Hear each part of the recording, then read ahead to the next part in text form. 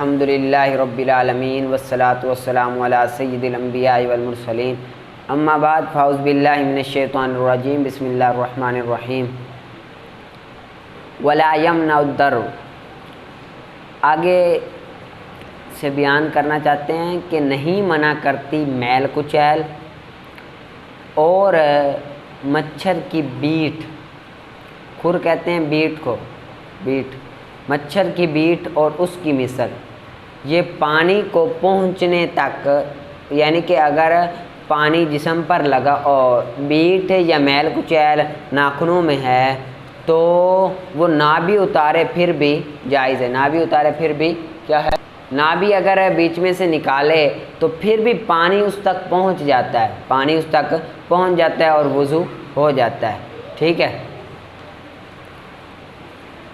اور واجب ہے تنگ انگوٹھی کو حرکت دینا، خاتم انگوٹھی کو کہتے ہیں دیگ، تنگ انگوٹھی کو حرکت دینا یہ واجب ہے، کیونکہ تنگ انگوٹھی اگر ہوگی تو وہ تنگ ہوگی اور جسم سے بالکل ملی ہوئی ہوگی، جب جسم سے ملی ہوگی تو جس جگہ جسم سے ملی ہوگی وہاں پر پانی نہیں پہنچے گا تو وضو نہیں ہوگا، اسی وجہ سے اس کو حرکت دینا تنگ کو یہ واجب ہے، ٹھیک ہے۔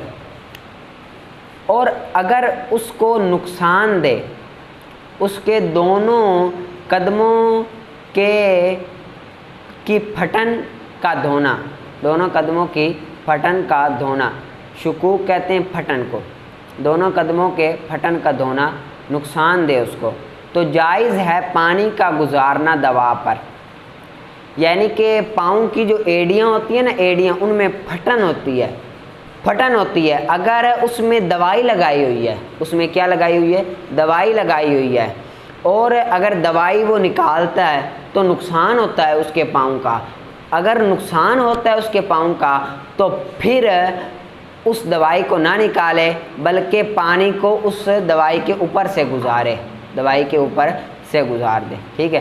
اگر نقصان ہو ان کے دونوں پاؤں کی بٹن کو دھونا تو جائز ہے پانی کا گزارنا دوا پر، وہ جو اس نے رکھی ہو اس میں، فیہا پھٹن میں رکھی ہوئی ہو، ٹھیک ہے۔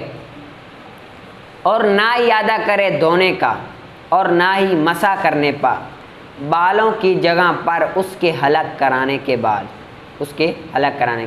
یعنی کہ آپ بال ہیں ایک کے، اس نے وضو کیا، وضو کر کے پھر چلا گیا، اس نے نا گنجا کروا دیا، حلق کروا دیا، اب حلق کروانے کے بعد اس کا دوبارہ مسح کرنا ضروری نہیں ہے، بلکہ اس کا وضو موجود ہے، ٹھیک ہے۔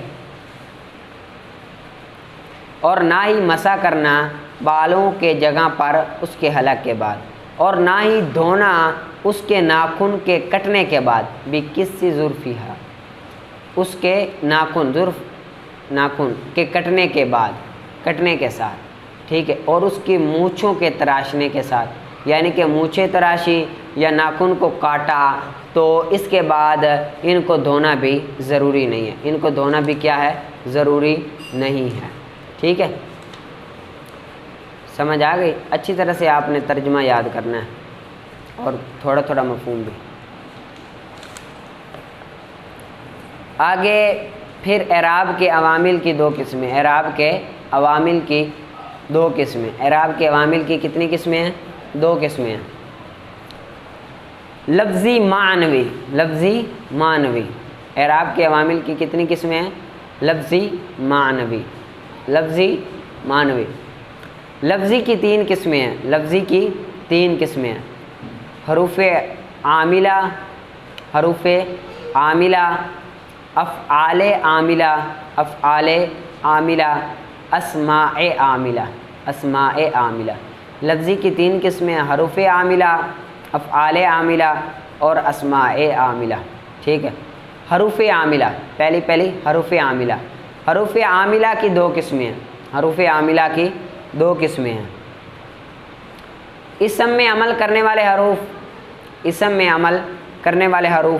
اور فعل میں عمل کرنے والے حروف، اسم میں عمل کرنے والے حروف اور فعل میں عمل کرنے والے حروف، اسم میں عمل کرنے والے حروف اور فعل میں عمل کرنے والے حروف۔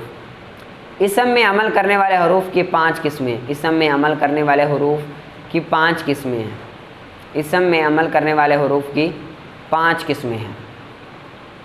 حروف جارہ، حروف جارہ، حروف مشبہ بالفعل، حروف مشبہ بالفعل، حروف مشبہ بالفعل، ما ولا مشابہ بلیس، ما ولا مشابہ بلیسا، ما ولا مشابہ بلیسا، لائے نفی جنس، لائے نفی جنس، لائے نفی جنس، حروف ندا، حروف ندا۔ اسم میں عمل کرنے والے حروف کی 5 قسمیں ہیں، حروف جارہ، حروف مشبہ بالفعل، ما ولا مشابہ بلیسا، لائے نفی جنس، حروف ندا، حروف ندا۔ حروف جارہ یہ حروف اسم پر داخل ہو کر اس کے آخر کو جر دیتے ہیں، یہ حروف اسم پر داخل ہو کر اس کے آخر کو جر دیتے ہیں، یہ حروف اسم پر داخل ہو کر اس کے آخر کو جر دیتے ہیں۔ یہ 17 حروف ہیں، یہ 17 حروف ہیں۔ یہ کتنے حروف ہیں؟ 17 حروف ہیں۔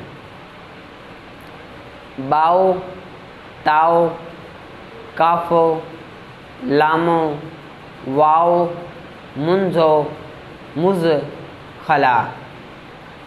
باؤ، تاؤ، کافو، لامو، واؤ، منزو، مز، خلا۔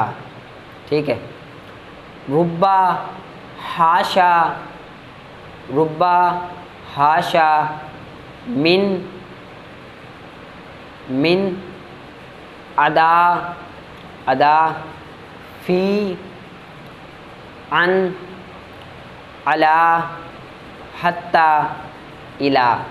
ربا، حاشا، من، ادا، فی، عن، علا، حتی، الا۔ ٹھیک ہے۔ ربا، حاشا، من، ادا، فی، عن، علا، حتی، الا۔ باؤ، تاؤ، کافو، لامو، واؤ، منزو، مز، خلا۔ ربا، حاشا، من، ادا، فی، عن، علا، حتی، الا، حتی، الا۔ باؤ، تاؤ، کافو، لامو، واؤ، منزو، مز، خلا۔ ربا، حاشا، من، ادا، فی، عن، علا، حتی، الا۔ ان میں سے 4 حروف قسم کے لیے آتے ہیں، ان میں سے 4 حروف قسم کے لیے آتے ہیں۔ با، واؤ، تا، لام، با، واؤ، تا، لام، جن کا مجموعہ بوتل ہے، جن کا مجموعہ بوتل ہے، بوتل، با، واؤ، تا، لام۔ اور کبھی قسم کے لیے فعل بھی آتے ہیں، کبھی قسم کے لیے فعل بھی آتے ہیں، جیسے احلف باللہ، جیسے احلف باللہ، جیسے احلف باللہ۔ آپ نے اس کو اچھی طرح سے یاد کرنا ہے۔ آگے ایک فائدہ ہے، ایک فائدہ ہے۔ ایّن اور ایتن کی 4 حالتیں، ایّن اور ایتن کی 4 حالتیں ہیں، ایّن اور ایتن کی 4 حالتیں ہیں۔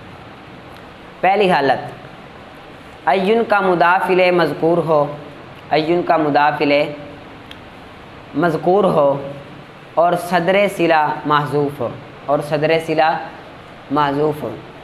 ایّن کا مضاف الیہ مذکور ہو اور صدر صلہ محذوف ہو، ایّن کا مضاف الیہ مذکور ہو اور صدر صلہ محذوف ہو۔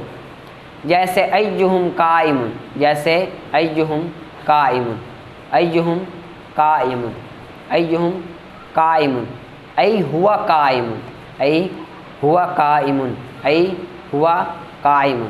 دوسری حالت، ایّن کا مضاف الیہ محذوف ہو، ایّن کا مضاف الیہ محذوف ہو اور صدر صلہ مذکور ہو، اور صدر صلہ مذکور ہو۔ ایّن کا مضاف الیہ محذوف ہو اور صدر صلہ مذکور ہو، جیسے ایّن ہوا قائم، ایّن ہوا قائم، ای ایہم قائم، ای ایہم قائم، ای ایہم अय्युन हुआ काइमुन अय्युहुम अय्युहुम। तीसरी हालत, अय्युन का मुदाफ इलैह और सदर सिला दोनों मज़कूर हो।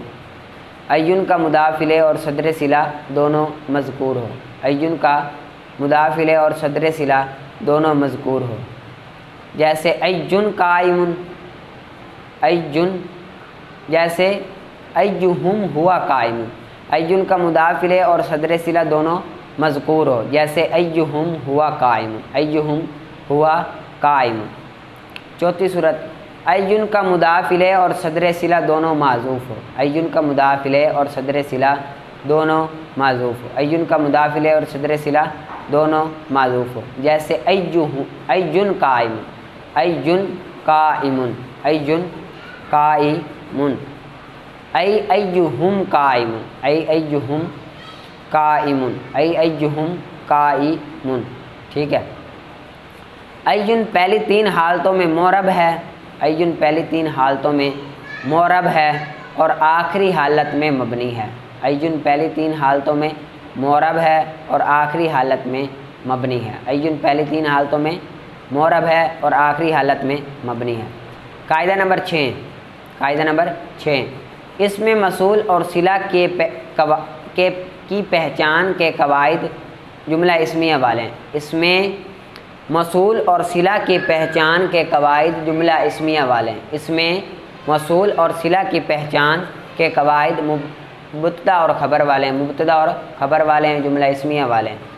यानी जिस तरह मारिफा के बाद जार मजरूर या ज़र्फ़ आ जाए तो मारिफा को मुब्तदा और जार मजरूर को किसी के मुताल्लिक़ करके और जार मजरूर को किसी के मुताल्लिक़ करके ख़बर और ज़र्फ़ हो तो मफ़ूल फ़ी बनाकर ख़बर बनाएंगे। ज़र्फ़ हो तो मफ़ूल फ़ी बनाकर ख़बर बनाएंगे। कायदा नंबर 3 के तहत इसी तरह इसमें मसूल के बाद अगर जार मजरूर या ज़र्फ़ आ जाए, इसमें मसूल के बाद जार मजरूर या ज़र्फ़ आ जाए तो जार मजरूर को किसी के मुताल्लिक़ करके इसमें मसूल का सिला, जार मजरूर को किसी के मुताल्लिक़ करके इसमें मसूल का सिला, अगर ज़र्फ़ हो तो मफ़ूल फ़ी बनाकर मफ़ूल फ़ी किसी फ़ेल मज़ूफ़ का बनाकर मफ़ूल फ़ी किसी फ़ेल मज़ूफ़ का बनाकर इसमें मसूल का सिला बनाकर इसमें मसूल का सिला बनाएंगे। इसमें मसूल का सिला बनाएंगे। मसूल और सिला मिलकर पिछले जुमले की जुज़ बन जाएगा। मसूल और सिला मिलकर पिछले जुमले की जुज़ बन जाएगा। ठीक है। आगे जुमले के कवायद, जुमले के कवायद। कायदा नंबर 1, कायदा नंबर 1, जुमला मबनी के हुक्म में होता है। जुमला मबनी के हुक्म में होता है। जुमला मबनी के हुक्म में होता है। जिस तरह मबनी का एराब महल्ली होता है उसी तरह जुमले का एराब भी महल्ली होता है। जिस तरह मबनी का एराब महल्ली होता है इस तरह जुमले का एराब भी महल्ली होता है। जिस तरह मबनी का एराब महल्ली होता है इसी तरह जुमले का एराब भी महल्ली होता है। जैसे नहवु ज़ैदुन बिल बालादी, नहवु ज़ैदुन बिल बालादी, नहवु ज़ैदुन बिल बालादी। ठीक है। नहवु ज़ैदुन बिल बालादी। ठीक है। आगे कायदा नंबर 2, कायदा नंबर 2, जुमला नकरा के हुक्म में होता है। जुमला नकरा के हुक्म में होता है। जुमला नकरा के हुक्म में होता है। जिस तरह नकरा को मसूफ़ की सिफ़त बना सकते हैं, जिस तरह नकरा को मसूफ़ की सिफ़त बना सकते हैं इसी तरह जुमले को भी मसूफ़ की सिफ़त बना सकते हैं। इसी तरह जुमले को भी मसूफ़ की सिफ़त बना सकते हैं। इसी तरह जुमले को भी मसूफ़ की सिफ़त बना सकते हैं। जैसे हुरूफ़ुन तजुर्रुल फ़िअलल मुदारिआ, हुरूफ़ुन तजुर्रुल फ़िअलल मुदारिआ, हुरूफ़ुन तजुर्रुल फ़िअलल मुदारिआ। जुमला नकरा के हुक्म में होता है। जिस तरह नकरा को मसूफ़ की सिफ़त बना सकते हैं इसी तरह जुमले को भी मसूफ़ की सिफ़त बना सकते हैं। ठीक है। आपने इसको अच्छी तरह से याद करना है और पीछे से भी ज़रूर आपने